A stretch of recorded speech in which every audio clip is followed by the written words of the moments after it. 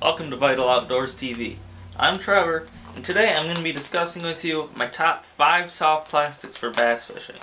Now, whether you're getting into bass fishing and want to know what types of baits you should have in your tackle box, or you're a tournament fisherman or something that just wants to increase your chances and learn more, here's my top 5 and why I use them. So, number 1, all time, it's going to be this Gander Mountain 5-inch Senko. This is in Sunfish colored. Now, anything Sunfish works good around me.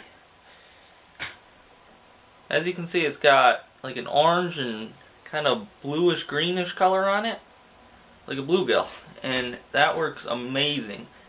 I'll use this anywhere from spring all the way to late summer. They work great. I just stick a 2/0 or size 2 Gamakatsu octopus hook. I prefer the red colored, and right in the middle, and then hook it back into the side, and can't go wrong with that. You can check out my other video on wacky rigging largemouth bass, and this is what I use to catch that bass. Now, number 2 is going to be another worm. This one I like to Texas rig for a different action. This is a Gander Mountain also. It is the 4-inch Finesse worm, Craw, and orange Swirl colored. Now this is another like bluegill colored, which you can't go wrong with. As you can see there, it's a small worm. I just Texas rig that on a 3 or 4/0 hook, and just pop it through the water. You can't go wrong with that one either. Has a great action in the water. The tail wiggles just right. Just the right amount of salt in it to give it a great action. So that's number 2, and that one I use generally all summer long.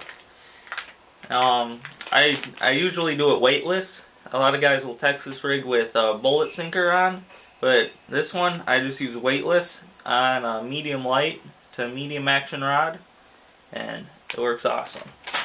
Number 3 is going to be a Craw. Another Gander Mountain one. They aren't all Gander Mountain, but this one is. This is the 3-inch Beaver by Gander Mountain. Again, you can see the orange and blue pattern. The more orange you can get, the better. But these are great baits. You can use these on spring to fall because craws are active all year round. And just Texas rig that on a little 2 or 3/0 hook, and just pop it through the water again. This one you can use weight too. I usually put a sinker on, and then I do a bobber stop to keep the sinker from going anywhere. So it just has a weighted head, kind of like a jig, and works great.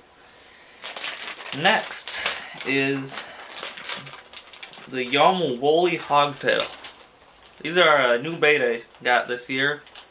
Well, they aren't new, but I just tried them out this year, and they work awesome. If I can get this open here.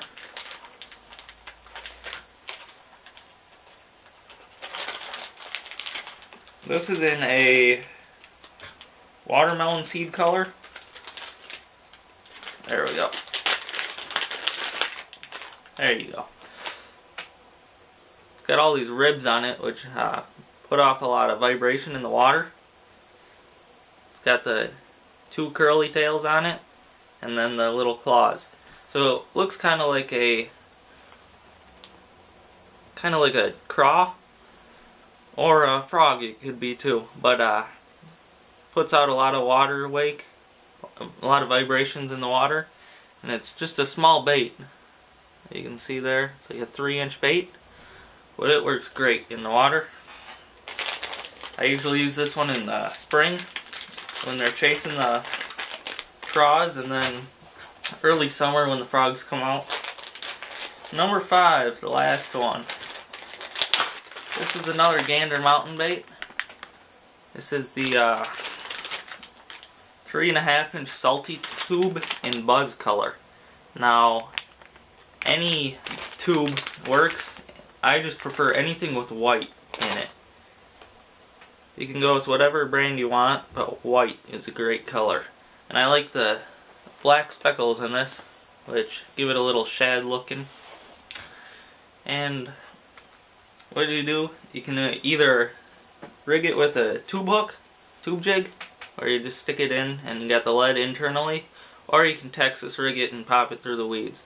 I like this on rivers for smallmouth and largemouth, and it works great in fall in lakes too when the fish are chasing shad, because they're about this big by then in the late fall, and that's what the bass are mainly feeding on. So you just get the action out there, all the tails wiggling, and you're gonna have some good luck. So thanks for watching. Be sure to subscribe to Vital Outdoors TV for more great tips like this.